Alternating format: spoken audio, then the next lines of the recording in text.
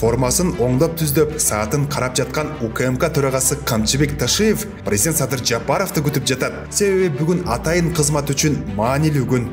Башкы башкарманын жеке курамы жаңы имараттарды ачуу үчүн тизилди. Мына бул имарат атайын кызматтын Ош шаары жана Ош облусу боюнча башкы башкармалыгынын жаңыланган имараты. Эми алар ушул жерде ишин улантышмакчы. Жалпы канча сатып? Т-79 жылдардан бери жаңыланбай келген имараттын азыркы көрүнүшү мына ушундай. Бардык шарты, жабдыктары каралган. Болгону иштеш гана керек.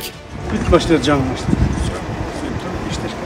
Президент Садыр Жапаров жаңыланган шарттар аймактык башкармалыктын кызматкерлерине жаңы дем күч берип, алардын ишинин натыйжалуулугун жогорулатууга өбөлгө болот деген бекем ишенимин билдирди.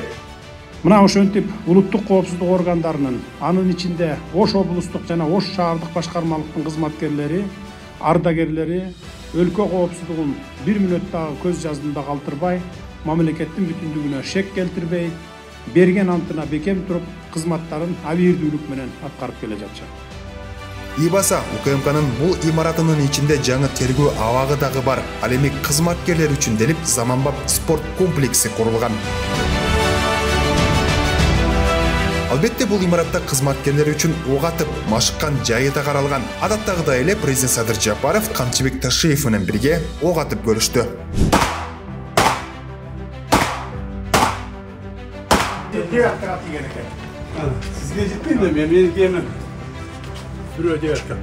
Бул жерде алсам бияка тийип атат. Анан мояк алдым да, мындай. Мояк алгандан кийин мына могу жерде тийип. Акыркысында мен көрдүм да моякты. Могу жерди мээлегенде бияка тийип. Ушунуз жакшы. Караңыз, мен сизге тийгизбей атабыз биз. Сен мени жөнүндө сыйлап койсоң.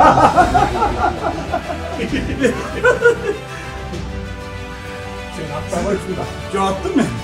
Сизге кайда бир жерге тийсиз. Сизге 9га тийсе, биздики 10га тийип калбасын деп атабыз.